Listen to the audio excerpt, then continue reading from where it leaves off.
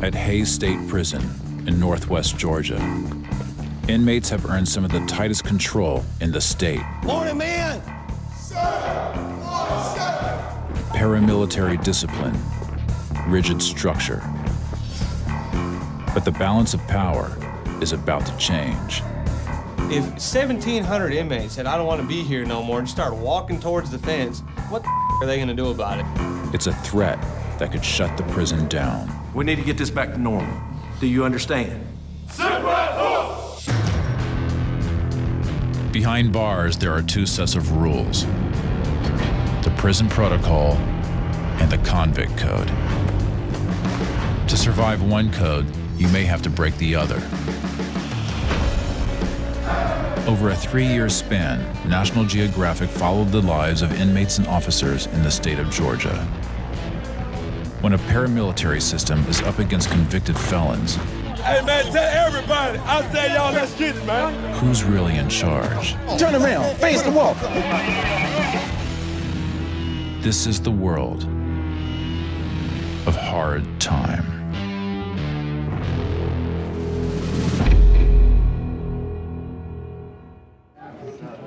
Quickly, guys, quickly.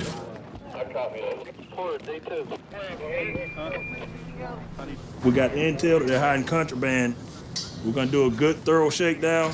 We'll strip search them, bring them out, put them in the TV room. Check light fixtures, check sockets, check the unexpected, all right? Don't spend a whole lot of time in locker boxes, because we know inmates not gonna hide a whole lot of contraband in locker boxes. Anybody injured? Everybody feeling pretty good? All right, let's do it. Squad, attention! Right, hey! Come, forward, march, to left, on left, right, march, to left, to left.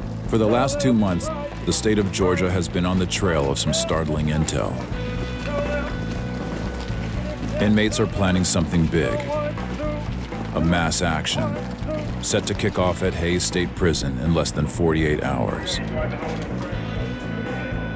So today, officers are stepping in to reassert control. 116. Starting with a shakedown, a thorough search of an entire cell block.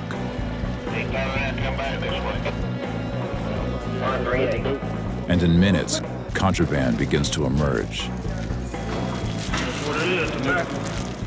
Tobacco is banned in Georgia's prisons, making it a valuable commodity on the inmate black market. It's a smoke-free institution, tobacco-free.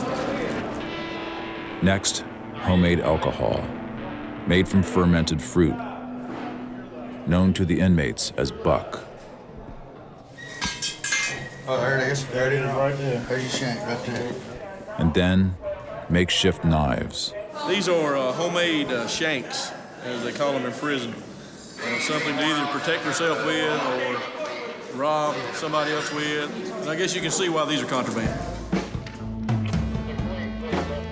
But despite the dangers that drugs and weapons can pose, officers haven't found the main target of this search. Where'd you find it at? Until now. Phone's been locked, we can't get into it.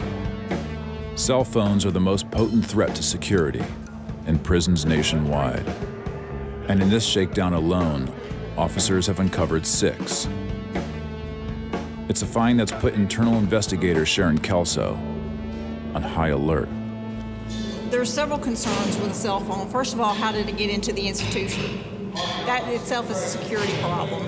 But once it's inside the institution, they could arrange an escape or to have more drugs or phones brought into the institution, or they can stay in contact with each other, which is a big problem because they do it from institution to institution all over the state.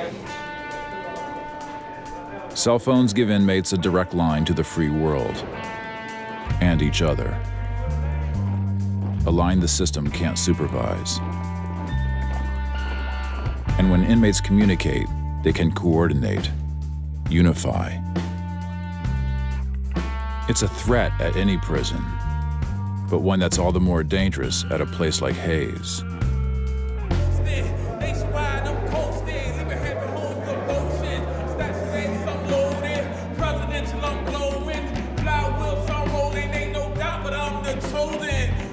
Hayes State Prison is home to 1,600 inmates, nearly half of them close security, among the hardest to handle. It has that evil spirit on the premises, the whole ground. You got wolves out there. They hungry, you know? It's a food chain. Somebody has to get eaten. Hayes is a tough place to do time, and it's only getting worse. Georgia is streamlining its prison system, shutting old facilities down and transferring some of its worst offenders here.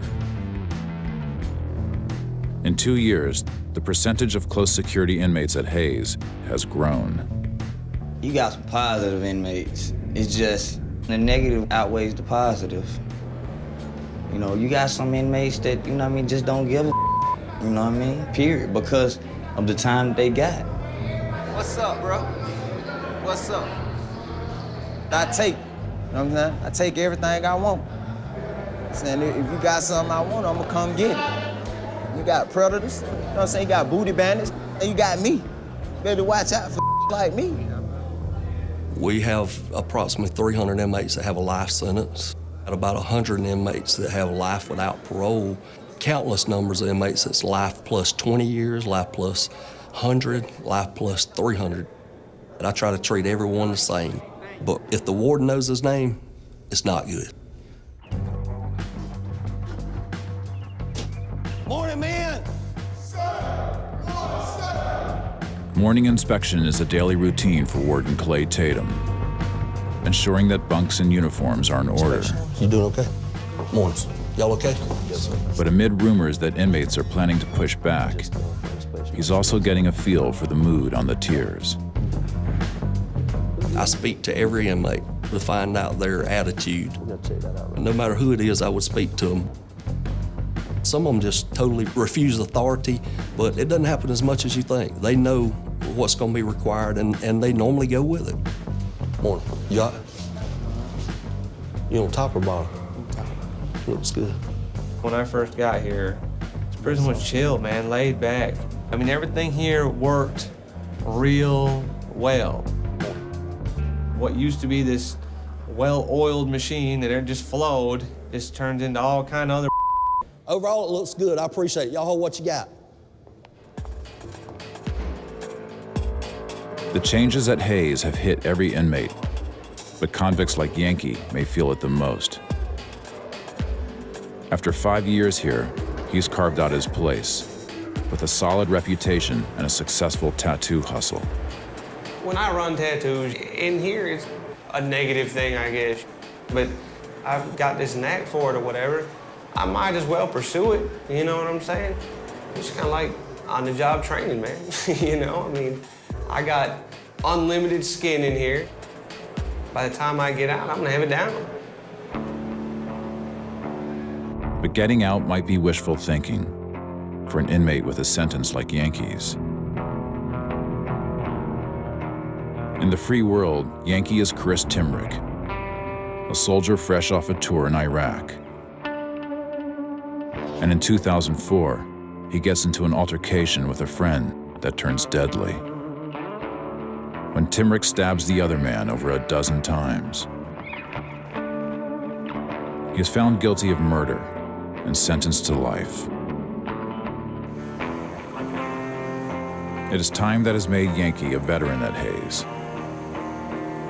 and an expert at testing the system's limits. Here's me. That's it. It's like a big game, man. Administration is here to set order and establish rules, but it's ultimately up to the inmates whether or not they want to abide by them, you know what I'm saying?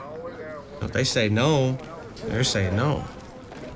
For instance, when I first came in the system, whatever, you'd be doing whatever you're doing, like running a tattoo or something, all right? Well, back then, you know, you'd have to hire you a lookout man. I mean, it lets you know that, okay, the police in here coming around, whatever. And that whoop there would be the police coming in, so we're gonna go ahead and stop momentarily. After a while, you know, officers got hip to that. They'd come in, they'd watch for it. Now, an officer hits the floor, and the whole dormitory just starts hollering.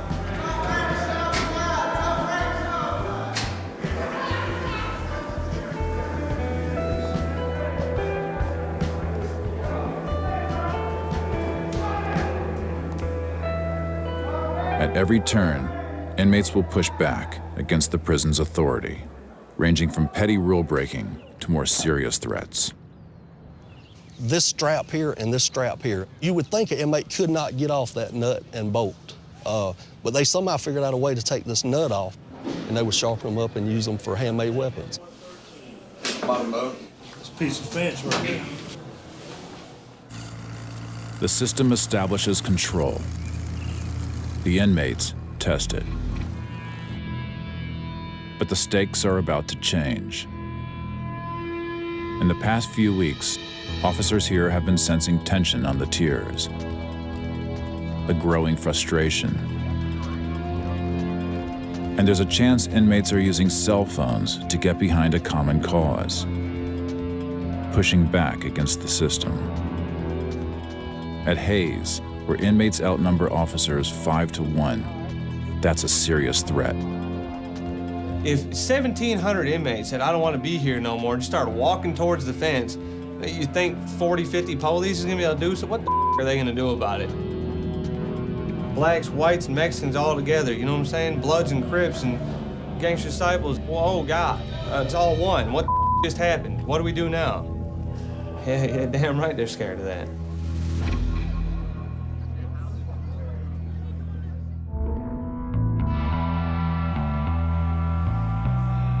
They got a good system. There ain't no doubt about that. They got the gate locked. You ain't got no key. It's totally disadvantaged to us, but it fit them perfect. Because it's easy to control people when they off balance. No human being can go through a harsh environment such as this without losing some of his balance. He got to.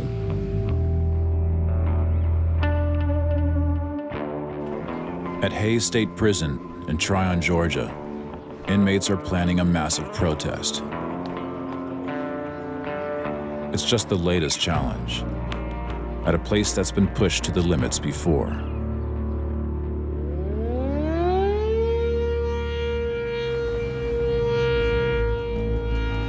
They're not too far, they're bleeding bad. It is October 13th, 2008.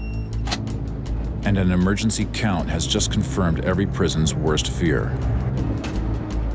The perimeter vehicle was passing by, saw 2 blankets full of blood on the outer fence. 2 white boys, they're gone.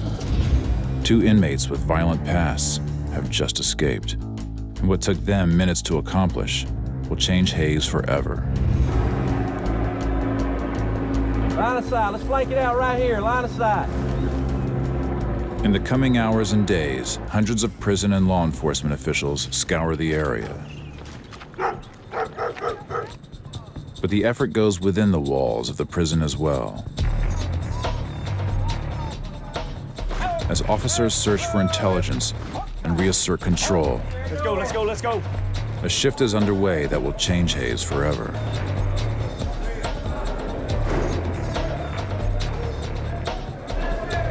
And Rick Jacobs, Director of Special Operations, knows that to maintain order, the prison must tighten its grip. Ultimately, inmates must recognize that correctional staff run the facility. And it's when inmates fail to recognize that they're willing to take more risk.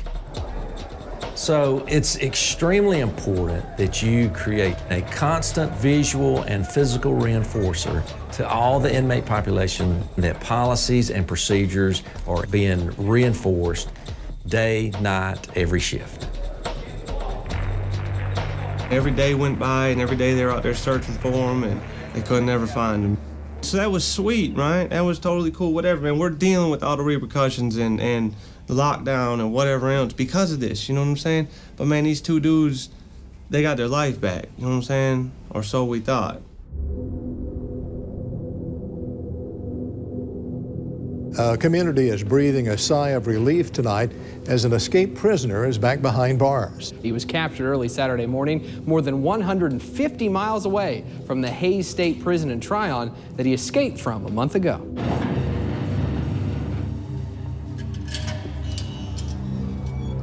Brown, how are you doing? More than a month after his escape, one fugitive is wrestled to the ground by police officers in Livonia, Georgia. 4 months later, the other is captured by the department's fugitive squad in a suburb of Atlanta. And while both are now locked away in Georgia's highest security prison, their actions have left an indelible mark on Hays.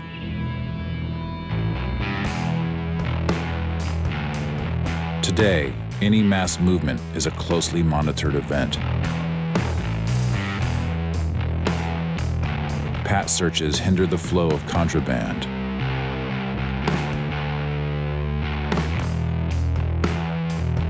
And where there was once an open yard at the center of the compound, the prison has installed a 14-foot fence. It's the backbone of a new management philosophy at Hays: controlled movement. And inmates are feeling the strain. Control movement goes like this, you know, okay, it's gonna be chow call. So this building over here is going to chow. All right, well, we're on standby now.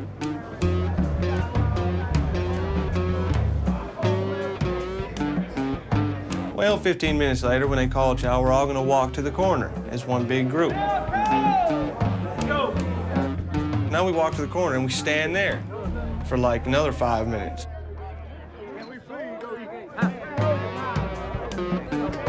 Then we walk up to the center walk, and then we stand there for another 5 minutes, you know what I'm saying? And then before we go into chow, we stand there for like another 5 minutes. And then we can go into chow. And it's the same exact routine on the way back. We have to go through it, and every single day, every single meal, 3 times a day, it's the same over and over and over and over and over again.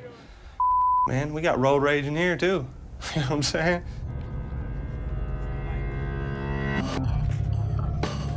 The changes to the prison have improved security at Hays, but that may come with a price.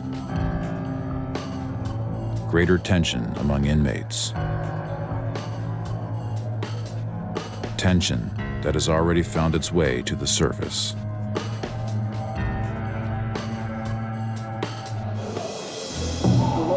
Less than 1 year after the escape, inmates in D Building took a violent stand. They forced the shift officer to abandon his post as he attempted to lock them down for a routine count. Inmates barricaded themselves in and vandalized the building. But after 2 hours, the prison special response team stormed in and took back the dorm. The balance of power shifted that day, if only for a short time. And now, the inmates at Hays are planning another face-off. Another test of the prison's ability to keep control.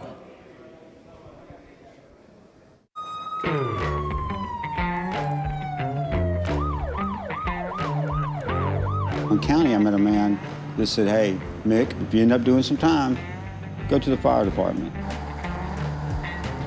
This fire station is one of the busiest in Georgia's Department of Corrections, and it's manned by the inmates of Hays State Prison.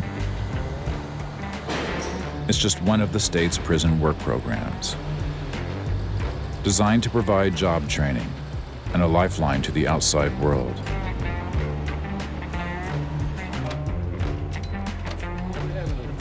Even for inmates like David Crow, who will never see that world again. I work 4 days a week on my detail at Optics. If I could work 7, I would. There's an awful lot of percentage of the population here that does want to do something positive and to get something other out of this time and out of this experience that will benefit themselves in the long run. David Crow has a unique perspective on doing time, the result of nearly 20 years spent on death row. In 1989, Crow is convicted of a grisly murder and is sentenced to die in 2008. But 2 hours before his execution, his sentence is commuted to life without a chance of parole, and he is sent to live out that life at Hayes. When I first got here, I almost felt as if they had just turned me loose. Even though it's in here, even though it's at Hayes, even though it's miserable surroundings, it's still life. It's no different from me in here than it is you on the outside. Our life is what we make of it. Right now, I'm just choosing to make each day the best that I can. Work details like this are a privilege in Georgia. Crow, who makes glasses for inmates across the state in the prison optics shop, has earned a spot here through good behavior. He's one of the inmates who's chosen to do smooth time, a relative minority here at Hayes. And now, a rumor is circulating that could threaten that way of life. The prison has uncovered evidence that a group of inmates are using smuggled-in cell phones to organize a mass action.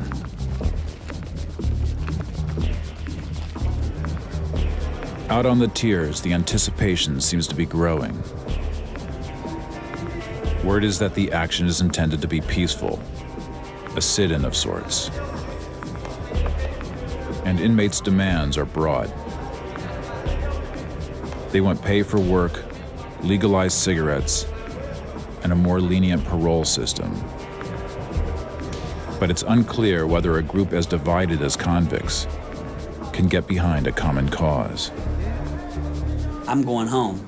You know, if I had a life sentence, I probably would do something drastic. Because hell, I mean, the way it looks, hell, some of these guys been down on these charges for so long, they ain't really got nothing to lose.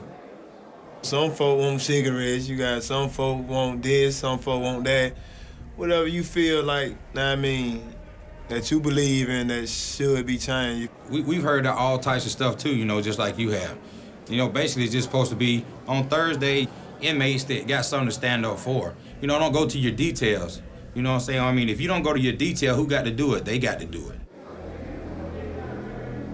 Inmates uniting against the administration, a concern for any prison. And it's all supposed to begin tomorrow, December 9th. But preparations are already underway. Warden Tatum and his team have a special briefing with Field Ops Manager Rick Jacobs. The biggest thing that we've seen is actually a cell phone that we confiscated yesterday. The cell phone, as we confiscated and had it in our hand, there was a text message come across. What that message said was that inmates are gonna go in their cell at lockdown tonight and not come out. I think one of the most difficult inmates sometimes to manage is not the guy that's running at you with something in his hand. We all know what to do with that. It's the one that is trying to manipulate the system, but that's neither here nor there for us. Our job is to protect the public and maintain this prison over here and operate with good security. Know this right here, this thing is not being taken lightly. It's not. We know at 5 a.m. lights on, inmates start getting up, going about. We'll start knowing what's happening. By the time we get to shift change, we'll full well know what we're dealing with. Okay? That's all I have. All right, thank you.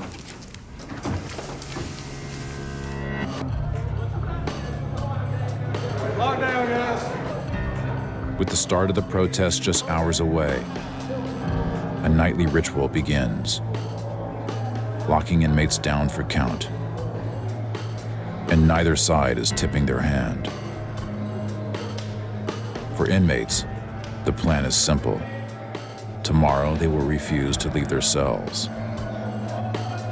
For the prison, the concern is the unknown. Whether the protest will be peaceful or a chance for some to lash out against the system.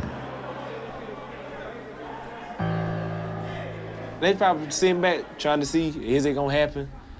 They trying to make a decision like, should we lock them down? Should we just let it don't lock them down and see what happens? I don't know what they think. But I know I will lay down because it's a common right, because I got to live here until they open them gates.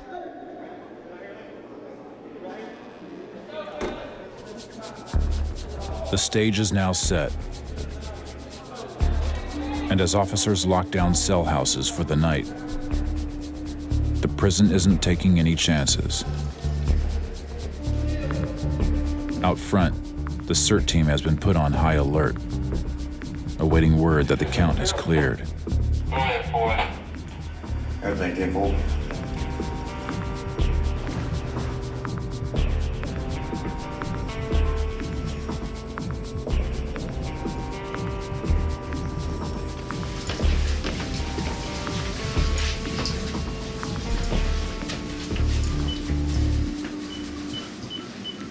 Control Stevens. In E1, we got 61 in, 0 out, total 61. E2, 62 in, 0 out, total 62.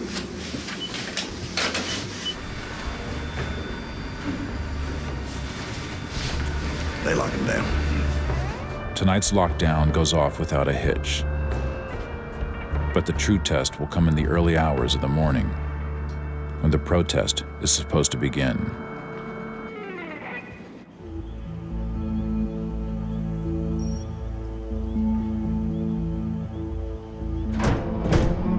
At Hayes State Prison in Tryon, Georgia, Sergeant Brandon Henderson is heading out to escort inmates to their work details. It's a daily routine, but this isn't every other day. Inmates have promised a boycott of the prison system. And no one knows whether they will go through with it until now. About time for a change. It's been a long time. Change is coming. Change is coming. The fate of the protests rests with the first shift kitchen duty workers. If they don't go to their job, the sit-in is on. Yeah, hey, Lieutenant said that we went in there and already asked them. They've already asked all the GP dorms and nobody reported to work.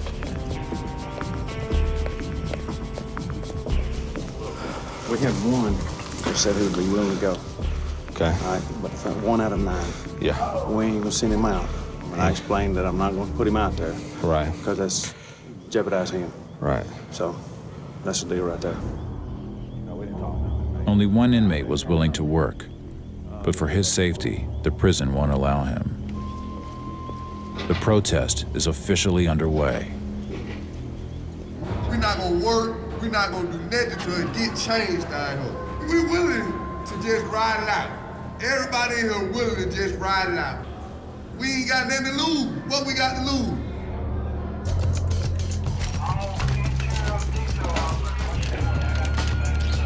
The administration jumps into action. Because inmates are refusing to come out of their cells, the prison must come to them, delivering the morning meal. Hey, you want to eat? Turn this light on. Take this crap off this window. 118. This first encounter could be an opportunity for inmates to lash out at officers. Rob, face the window. Go all the way to the window. You ain't got to. You ain't got to eat either. That's up to you.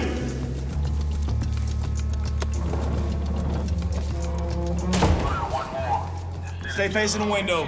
219. But so far, all is quiet. The prison's response is going as planned. Elsewhere on the compound, however, some inmates are flooding their cells and throwing trash under their doors. A sign that not everyone intends to sit silently. We want some parole. We want some help, we want to get paid. Y'all get behind this because it's a movement. We want to get paid for working in these 14 games for free. Just know we tired of this. We laying down, man. Y'all gonna have to earn y'all own check. We through with that, man. Inmates might be pushing back, but as the morning progresses, the prison makes its move to take back the reins. We're going to keep the inmates at least on 24-hour lockdown, possibly even longer. They asked for this. They're the ones that refuse to come out, refuse to work. We're basically turning it around and putting in our terms and deciding when they'll get out. What started as a sit-in will now be a lockdown. It's the prison's most valuable tool of control, a means of maintaining the peace and disrupting inmate unity, something that is central to the prison's effort in light of the latest intel. The protest has spread far beyond Hayes. Thousands of Georgia prisoners went through today with a plan to go on strike, and we're told 3,000 men from prisons all over the state were going to not work and remain in their cells in peaceful protest. Attention! Right, hey, march, left. With the scene at Hayes playing out in 4 prisons around the state, the system moves its efforts in a new direction. Cut off inmate communication before it spreads. A task left to the TAC Squad, an elite and highly trained team of officers. Their mission? Root out the contraband phones that are fueling the protest. Cell phone battery, tattoo equipment. Dogs spot check cells for drugs. And any resistance is handled swiftly. I didn't tell you can lay on the wall either. Stand up. Lay down on your belly, both of you. Keep your hands on your head, both of you. Get him up, get him out. Pick him up, get him on his feet, get him on his feet. Put him in the shower right now.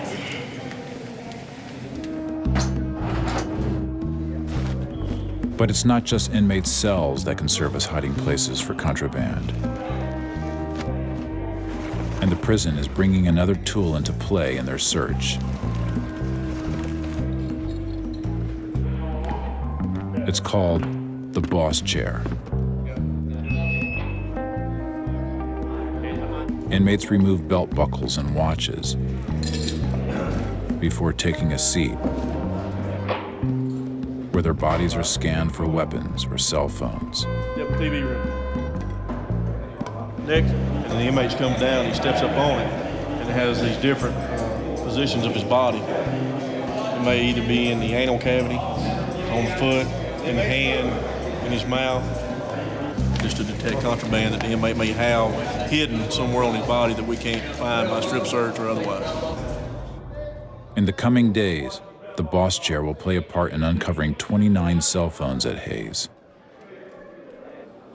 And as quickly as the search begins in this dorm, it gets results. There it is. We found 2 cell phones in this dorm already.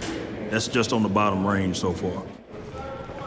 The TAC Squad presence is part of a 2-pronged strategy to take control of the sit-in.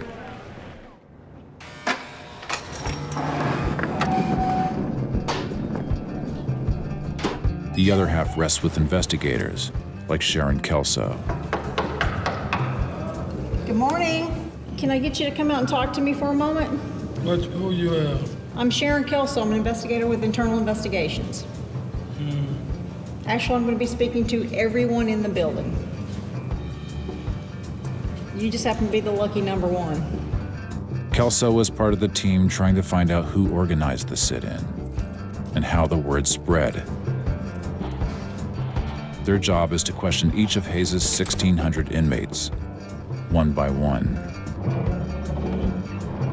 How it formed, who organized it. Most of them are saying that, I've heard about it, but I really don't have anything to do with it.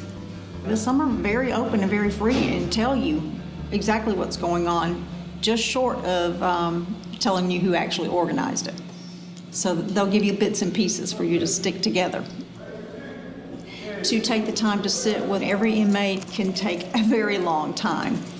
But I see this is going to be another situation that we're going to counteract and we're going to prevail over it. We're gonna put these on front, and then we're gonna put the waist chains on you. Take these off of you. they gain absolutely nothing. We never offer or promise anything to them.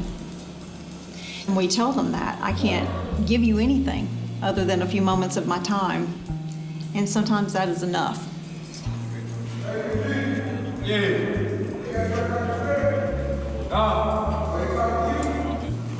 gonna get to you. Once I get done down here, I'll move up there, all right?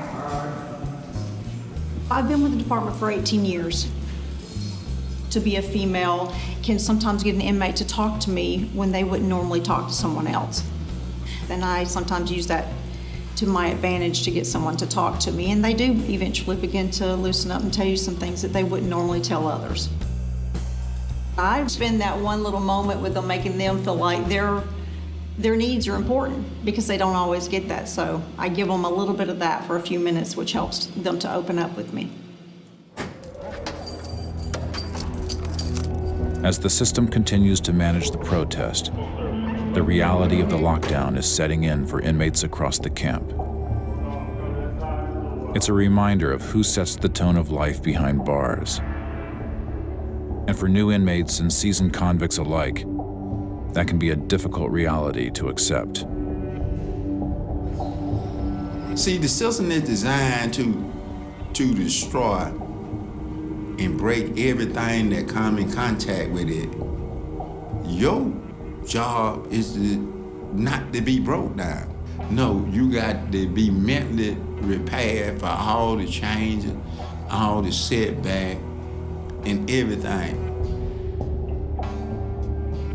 And if you're not mentally prepared for it, yeah, you're gonna collapse.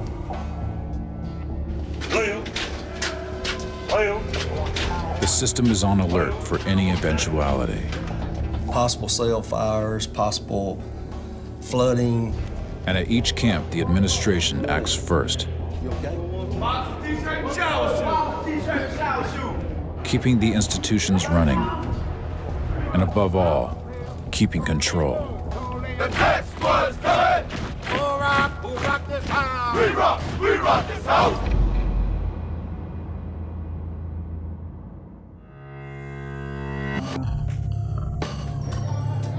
For the past 5 days, Hays State Prison has been on lockdown. The yard is empty. The laundry, mattress factory, and optics lab stand silent. It's the system's way of controlling an inmate protest that has spread to 4 of the state's 31 prisons. But so far, the inmates have kept their word. Their protest has been a peaceful one. And after nearly a week confined to their cells, they might be willing to stand down. So today, it's time for the administration to take the next step.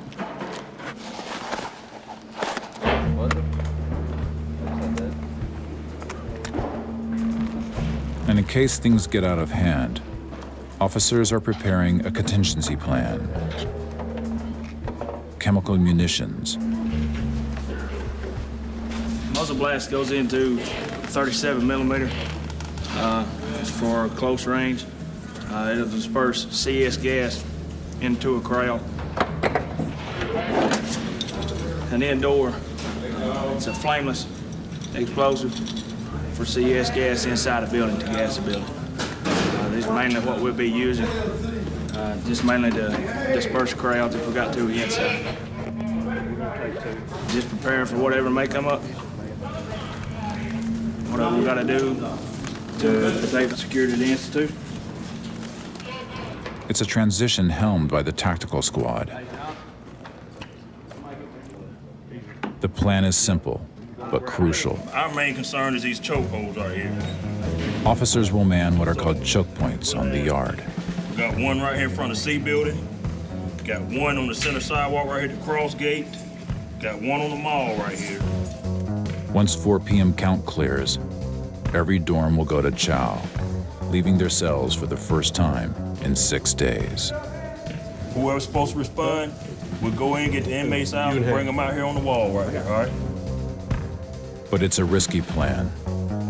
Any mass movement is an opportunity for inmates to lash out against officers or each other. so coordination is essential.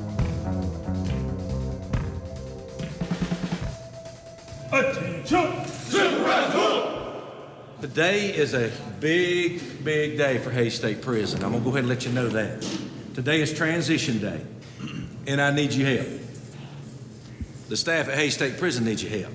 As soon as that count clears, they're gonna move you out, and we're gonna set up in choke points out here to assist the Hays State Prison line staff running this evening chow. Everybody with me on that one? Just a few minutes ago, I heard an inmate yelling out of D building, "You gonna get killed.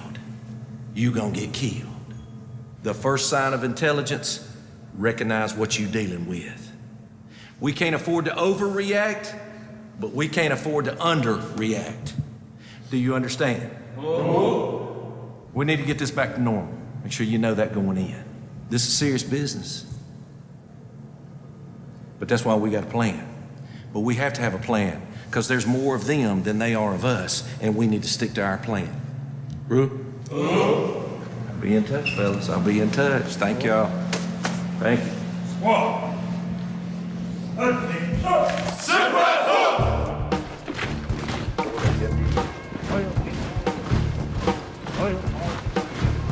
Officers take their posts at the checkpoints.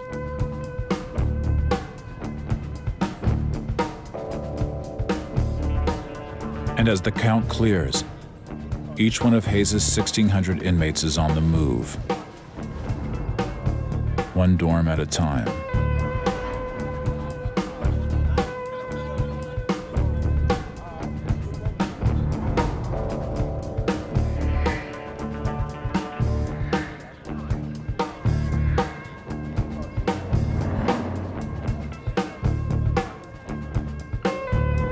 One of the strongest lessons that you learn when you've been incarcerated for any period of time is that most of the things that happen are beyond your control. And you either learn to go with it and deal with it in your own way, or it becomes a real headache for you. The show of force seems to have its desired effect. Chow goes off without incident. The inmates stand down without resistance. And back in the dorms, the talk is not about what was, but what could have been. The administration won. They always win, because we never stand up. Because the inmates didn't sit down long enough. To get anything done around here, you really can't do it peacefully. Yeah. You get what I'm These saying? folks, they don't understand nothing but And violence. see, The reason why I don't do none of that work though is because society looks at that, and there goes that label that says, okay, well this, prisoners are just animals anyway. The Georgia chain gang system, there will never be any unity. We're all childish. We can't stick together and do nothing. I don't know exactly how the saying goes, but like crabs, you know what I mean? You ain't gotta put no top on no bucket of crabs because they just keep pulling each other back down, you know what I mean? And that's how it is in here. And they prefer to just be stupid little kids instead of grown-ass men and come together one time, sit down one time, be adults one time, and make something happen. It takes just more than 5 prisons in the state of Georgia for it to happen.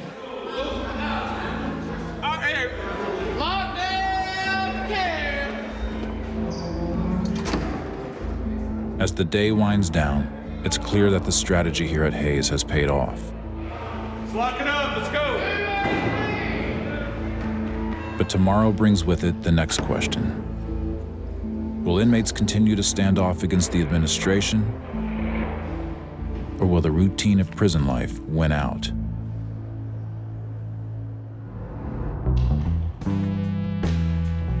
You asked me about Hays State Prison. This might be the wackest prison in the world, man. We just want somebody to reach out and feel our pain, you feel me? And people in the outer world, the free world, they don't know our struggle, so of course they can't feel our hustle, you feel me? It's been 3 days since the lockdown at Hays State Prison lifted, and life here is returning to normal. Investigations into the sit-in are ongoing, but already some facts are clear. Ringleaders allegedly collaborated with free world activists and mobilized inmates in 4 prisons across the state. A daring gesture that proved how powerful and dangerous cell phones can be inside prison. But ultimately, no one knows if their actions will have a lasting effect. If y'all ready, I'm ready to work out. That's what's up. And for an inmate like Yankee, who saw hope for parole reform in the protest, that's a hard reality to face. If I was given the chance, I'd have had a picket and everything if I could have. I got life in prison. Unless I make something happen in the courts or whatever else, man, I'm stuck.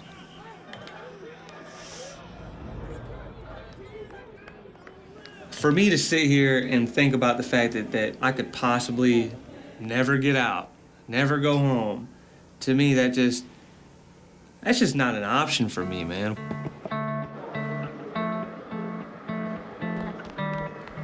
Anything I can do non-violent to, you know, maybe make my time, my life, I guess, better, it's worth it.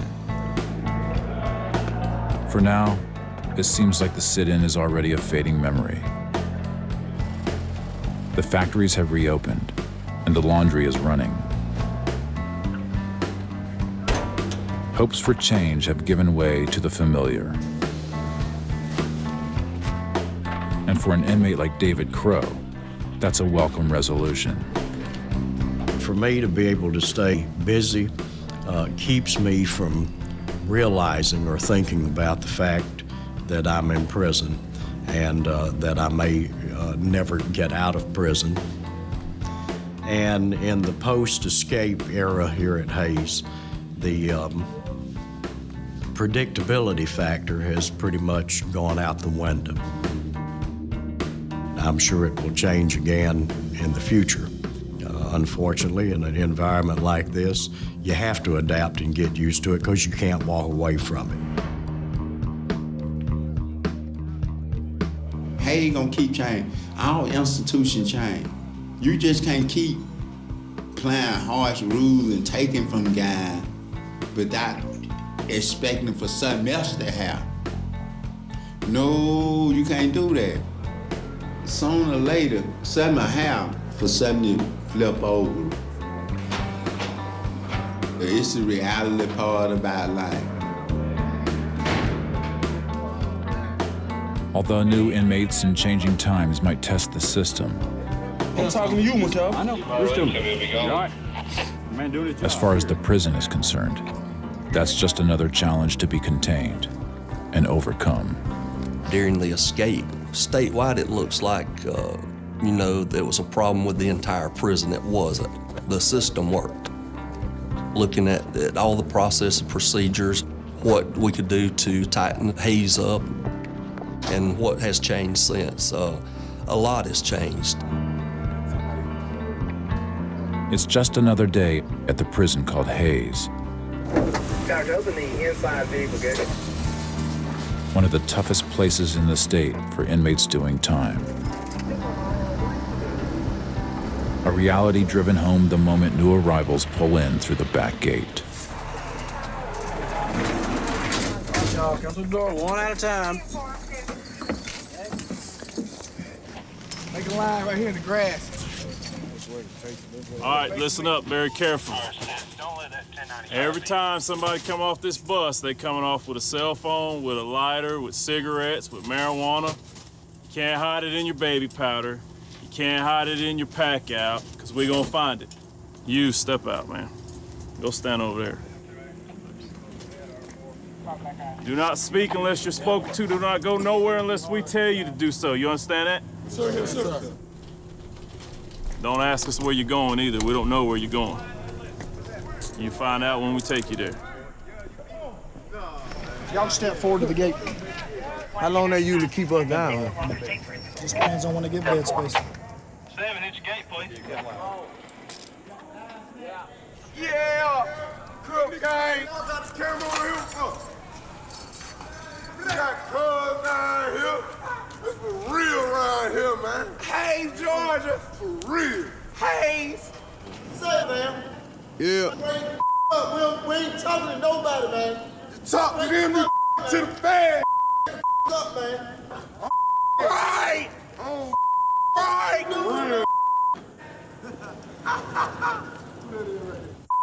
right. You will stress that with G right here, man. G insane, I bang 9-7 pro to the devil.